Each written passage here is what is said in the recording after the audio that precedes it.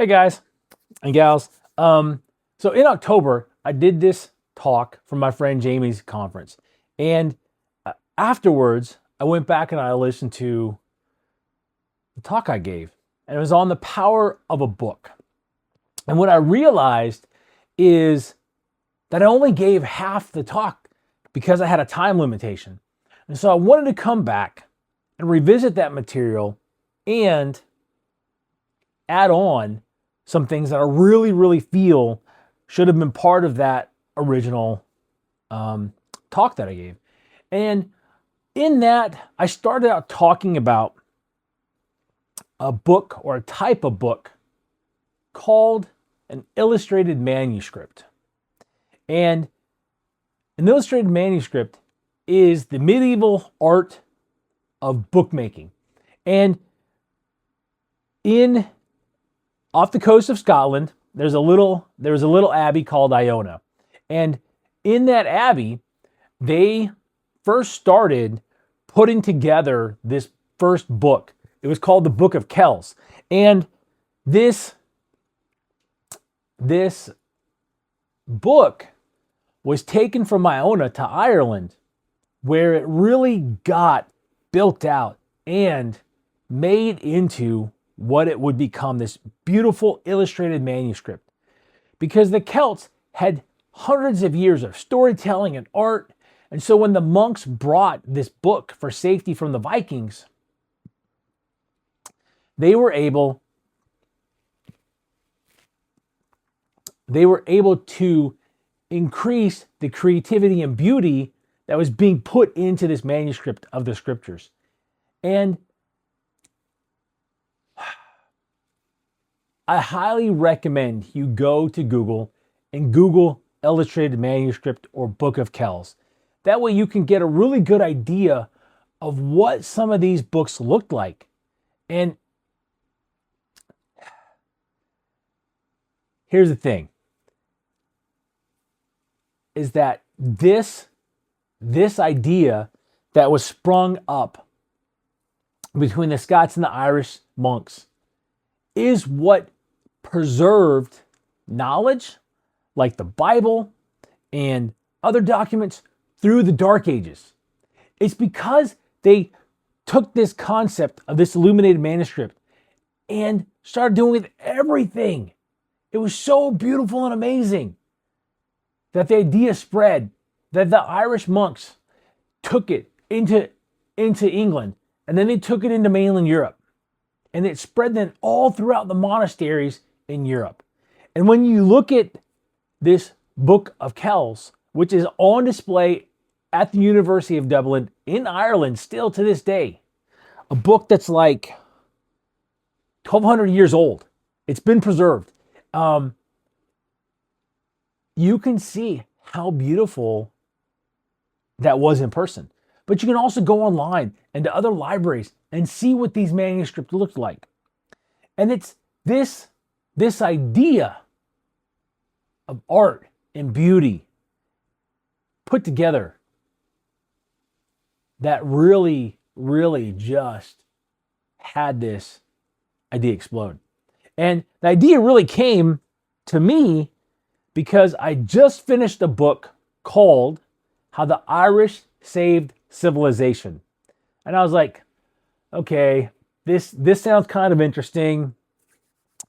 Well, I finished that book, and then that evening while I was at home, I needed to do some ironing.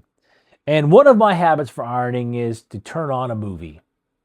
And so I turned on this Irish film called The Secret of Kells. And because I just finished reading the book and then watched this animated movie for kids, I realized what I was watching was a fairy tale version of what happened with that book.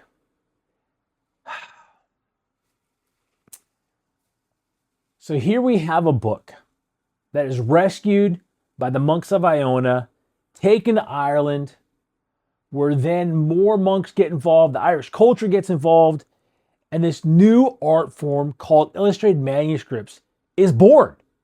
And I can't say it enough, obviously, but they're absolutely beautiful. And so I started thinking, what other books have been influential in the world? Well, last I checked, the Bible is the number one most popular book sold in the world. The world over, the number one. And either second or third behind it is the autobiography of Ben Franklin. His story of how he grew and developed as a man of integrity and value. His story of moving from a printer's apprentice, to a printer, to a scientist, as we'd call him today, to a statesman. That book is number two, because he talks about his 13 virtues and how he practiced those virtues and he used them to improve himself, and he used them to set an example for other people, not by preaching, but by living, by being a better man every day. And if you know a little bit about Ben Franklin's story, we learn that a friend pulled Ben aside and said, "You're brilliant. You're witty.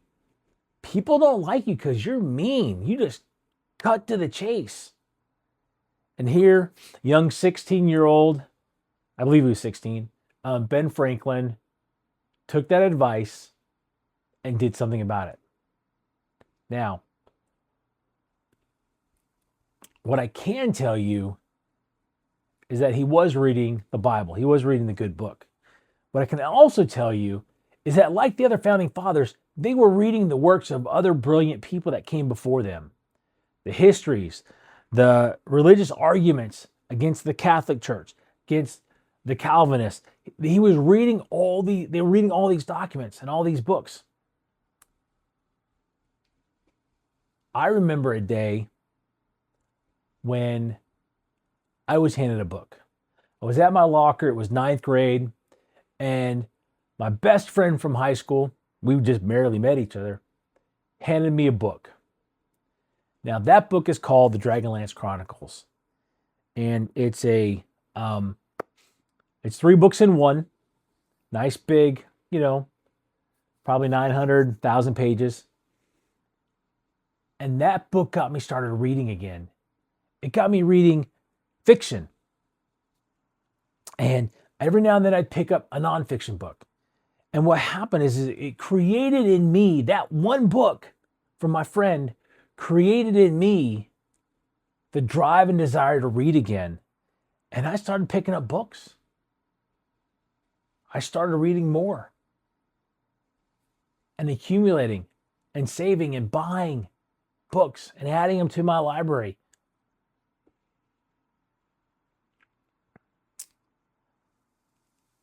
And those books made such a huge difference in my life because they got me to think.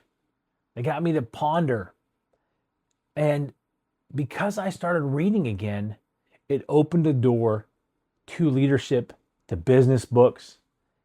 And that one book in my life became the impetus for more reading and learning. Getting out of, actually, I never really got out of the fantasy and fiction, but it got me more into leadership, business, histories, biographies. And what I hope to help you guys understand is that when that book left Ireland, or copies of that book left Ireland and traveled with the monks to Europe, it was that one book was creating a powerful wave of knowledge, learning, education, collecting wisdom. And what these monks started to do is to seek out other books, other works that they could then take and duplicate using the illuminated text, putting that together and really making not only beautiful, but wonderful, wonderful copies of those texts. And because of that work, so much knowledge and wisdom was saved in those monasteries, which, if you know a little bit about your history, those early monasteries, many of them, what did they become? Our first universities in Europe. They really became the place where people would go to study and learn because they had books. Did you know that that book was created around 800 AD? It was not going to be for another 600 years, 1400s, 1440, I think, is when Gutenberg created the printing press. And what did he print? What was the first book he printed? He printed the Bible because he wanted people to have access to the Word of God. And the power of that book, the Bible, then spread across Europe and across the world. It got people thinking and reading and talking about their beliefs, about what they were reading in the Bible. And eventually that book, the Bible, led to a group of people leaving England and coming to a place called the Americas. And those men and women that governed themselves here in the United States did so for 150, 200 years or more before the break with England. But those books transformed those men and women because they were reading their contemporaries. They were reading the histories. They were becoming familiar with how governments worked in the past, the things that were broken, the things that didn't work. And those books, those precious, precious books, became a lifeline for a people that were feeling oppressed and downtrodden by their king. And they took that knowledge and wisdom that they gleaned, and they formed a government. And they created the most prosperous, I'm biased. I'll just put that here. But they created one of the most prosperous countries in the world. So many ideas, so much wealth has flowed out of America into the rest of the world, that in many ways, many nations of the world have been blessed, all because of the power of that one book, the Bible, but also many other, dozens and dozens of other books. What we have today is tens of thousands, millions of books the world over. Millions and millions of books the world over. And you can go far by reading any number of them. Any number of them. You can study in your field. And the power of those books will broaden your mind, open your understanding to that subject, whether it's math or politics or art. But there's 5 books that I really wish I could have added to my talk in October for my friend Jamie's group. And I'm not going in any specific order. I'm just going by how I have them stacked on my desk. The first one is The Magic of Thinking Big by David J. Schwartz. Dr. Schwartz compiled this book, put it together, and taught people about the power of thinking, of creating in your mind the things that you want. Or, as we might say today, creating a vision. And while I could open up my book here and pull out quote after quote and talk about those different quotes with you guys, just know that the power of the Magic of Thinking Big is a powerful book. One that has survived for decades. Absolute decades. Going back in here, The first printing of this book was done in 1959. Sales teams everywhere use this book to help them open up their mind to the possibilities, to learn how to grow and get over some of their own weaknesses. Maybe it's procrastination. Maybe it's that they don't know how to create a vision. And Dr. Schwartz walks through how to do those things. The next book is How to Win Friends and Influence People by Dale Carnegie. Dale Carnegie was actually invited to write this book by none other than Charles Schwab, who was, it was either Charles Schwab or Andrew Carnegie. Either way, he wrote this book after studying 500 people, top business leaders, and he was given the invitation to study them, and he put this book together. And this book teaches you how to make friends. I know it says how to win friends, but it teaches you how to make friends, how to be a friend, how to build relationships with other people.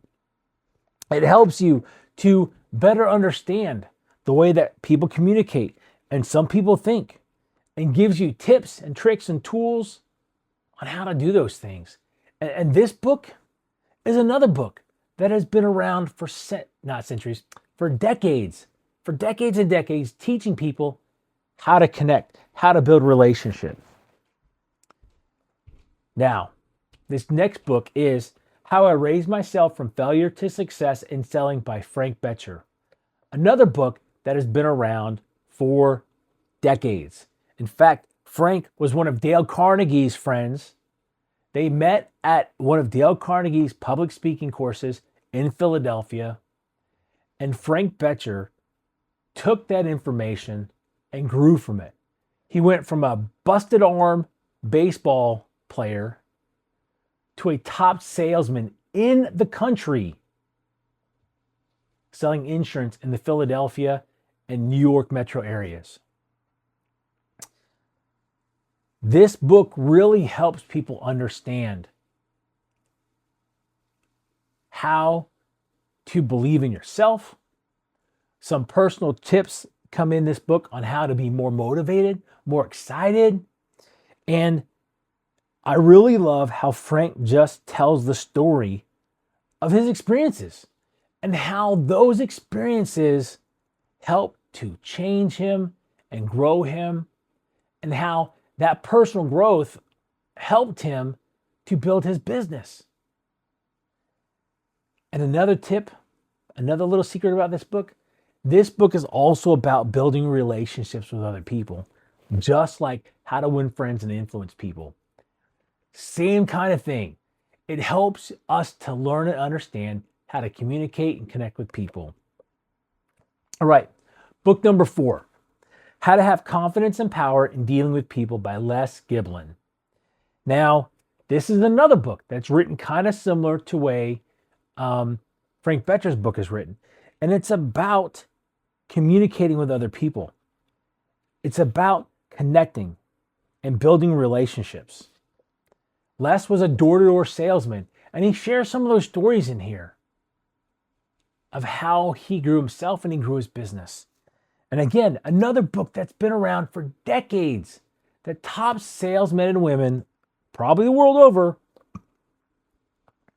are using that book to learn how to better connect and build relationships with people. Now, this last book, book number 5, is Personality Plus by Florence Littauer.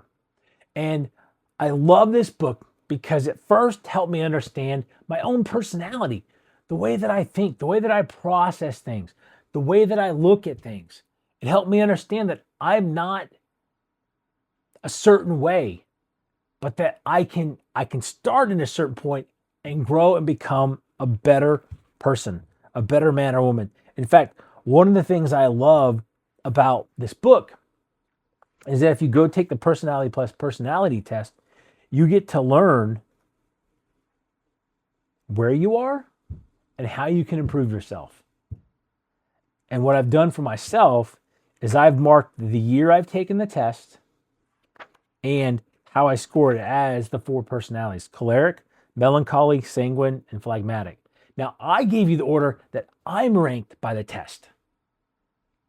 I'm a choleric, and I'm a melancholy, and then I have sanguine and phlegmatic in there. And those 4 personalities were first actually described by the Greeks. That's right. The Greeks first put together what the 4 personality types are. Now, remember, though, that no one is 100% one. We all have a little bit of each of them in us. Some more, some less. You might be a 90% choleric and a 2.5% something else, 2.5% something else, and a 5% something else. I don't know. But Personality Plus, along with these other books, helps people to learn who they are, create a vision for their life, learn how to communicate and connect with people, to build relationships. And I actually keep extras of these in my car and pass these out to people when I meet people. And I do that because these books have been powerful in my life. You guys have heard me talk, if you've been following me at all, about different quotes. Some of those quotes came out of these books. My own personal growth over the last, say, 7-8 years has come because I'm tied into a reading program, recommended books, to a listening program, recommended audio program, and to events that help me to learn, grow, develop as a person, kind of chisel off the rough spots, make me a little bit more agreeable, more publicly presentable. And so it doesn't matter if you're in a sales job or not. All 5 of these books will help you grow and develop in your personal life.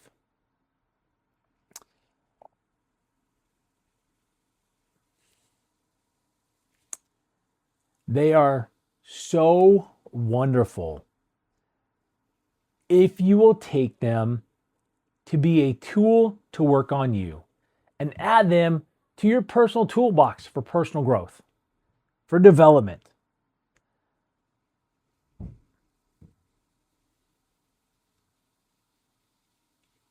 One of the things I strongly believe is that the world can be a better place. And it gets there by just a few people getting started and working on themselves, improving themselves, putting in the daily work to learn and grow and change.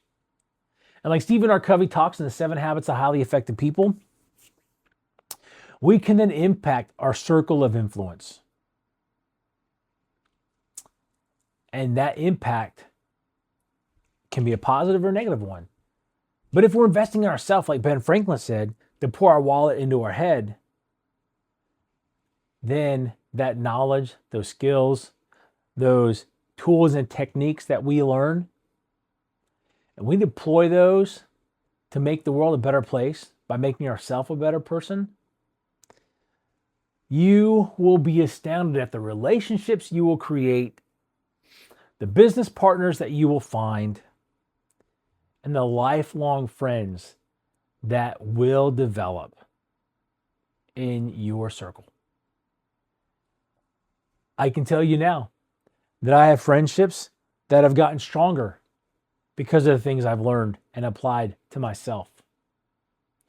I'm very thankful that I've been able to inspire a few people to make changes in their own life based on something they saw or a book I recommended. Ladies and gentlemen, boys and girls, books are powerful tools, which is why they keep getting written. And you never know what the next book is that you pick up that will transform your life. Now, the books that I recommend that I've talked about today: The Magic of Thinking Big by David Schwartz. How to Win Friends and Influence People by Dale Carnegie. How to Raise Myself from Failure to Success in Selling by Frank Betcher.